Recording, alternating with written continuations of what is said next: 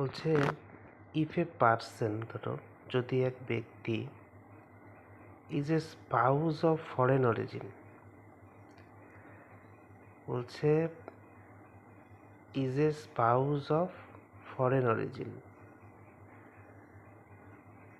Of a citizen of India.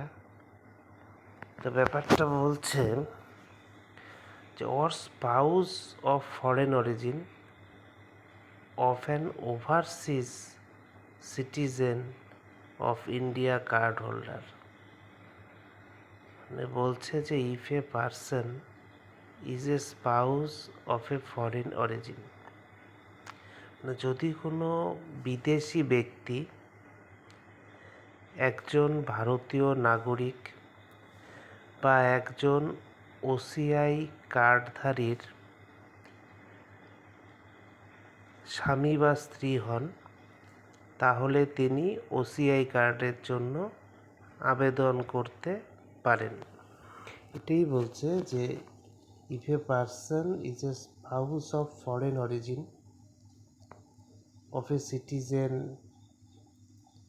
Of India or spouse of foreign origin of an overseas citizen of India card holder. Next বলছে যে whose marriage has been registered, অর্থাৎ যাদের বিয়েটি আইনিভাবে registered করা আছে, নিবন্ধিত করা আছে, রেজিস্ট্রেশন লাগবে বিয়ের, and subsisted for a continuous period of not less than 2 years immediately preceding the presentation of the application. কি বলছে যে whose marriage has been registered, যার বিয়ে অলরেডি রেজিস্টার্ড করা আছে, মানে বিয়েটা আইনিভাবে রেজিস্টার্ড বা নিবন্ধিত হতে হবে, and subsisted for a continuous period of not less than 2 years immediately preceding the presentation of the application.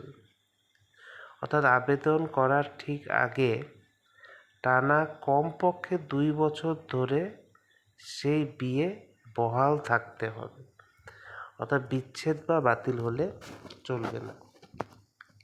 তাহলে কেউ ধরো বিয়ে করলো 2024 সালের 1 জানুয়ারি, আবেদন করলো 2026-এর 10 জানুয়ারি, এক্ষেত্রে কি 2 বছরের বেশি সময় হয়েছে, তাই শর্ত পূরণ হবে।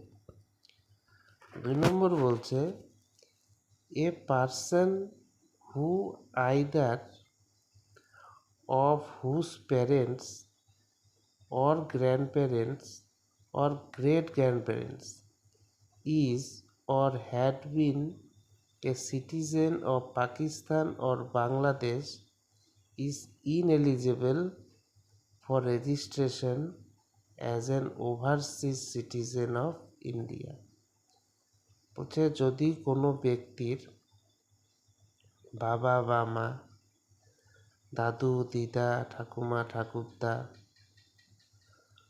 অথবা গ্রেট গ্র্যান্ডপ্যারেন্টস, প্রপিতামহ প্রমাতামহ, এরকম এরা যদি বর্তমানে বা অতীতে পাকিস্তান বা বাংলাদেশের নাগরিক হয়ে থাকেন, তাহলে সেই ব্যক্তির ওসিআই কার্ড পাওয়ার যোগ্য নন।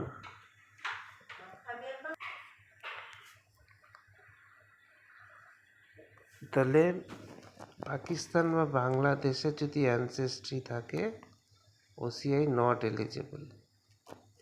3 নম্বর কি বলছে, a person who has served as a member of any foreign military, যদি কেউ কোনো বিদেশি দেশের সেনাবাহিনীতে চাকরি করে থাকেন, তাহলে তিনি ওসিআই কার্ড পাওয়ার যোগ্য নন। কেউ বিদেশি দেশের সেনাবাহিনীতে চাকরি করলেও ওসিআই কার্ড পাবে না। ইনক্লুডিং দ্য হোম কান্ট্রি, এমনকি নিজের দেশের সেনাবাহিনীতে চাকরি করলেও এই নিয়ম প্রযোজ্য হতে পারে। Is ineligible to receive an OCI card except when bound by their home country to serve under their local law। তবে যদি নিজের দেশের আইন অনুযায়ী বাধ্যতামূলক কোনো সামরিক পরিষেবা করতে হয়, তাহলে সেই কারণে ওসিআই পাওয়ার অধিকার নষ্ট হবে না। This is the reason Israeli citizens of Indian origin are exempted from this rule. এই কারণে ইসরায়েলের ভারতীয় বংশোদ্ভূত নাগরিকদের ক্ষেত্রে এই নিয়মে ছাড় দেওয়া হয়েছে। If they served in the Israeli defence forces, যদি তারা ইসরায়েলের বাধ্যতামূলক সামরিক পরিষেবার অংশ হিসাবে ইসরায়েলি ডিফেন্স ফোর্সেস বা আইডিএফে কাজ করে থাকেন, তাহলে শুধুমাত্র সেই কারণে তাদের ওসিআই আবেদন বাতিল হবে না। তাহলে বিদেশি স্বামী বা স্ত্রী রেজিস্টার্ড ম্যারেজ প্লাস আবেদন করার আগে টানা 2 বছর বিবাহ বহাল থাকতে হবে। যার পূর্বপুরুষ পাকিস্তান বাংলাদেশের নাগরিক ছিলেন ওসিআই হওয়ার অযোগ্য। বিদেশি সেনাবাহিনীতে চাকরি ওসিআইয়ের জন্য অযোগ্য। তবে আইন অনুযায়ী বাধ্যতামূলক সামরিক পরিষেবা যেমন ইসরায়েল, এরকম হলে ব্যতিক্রম রয়েছে।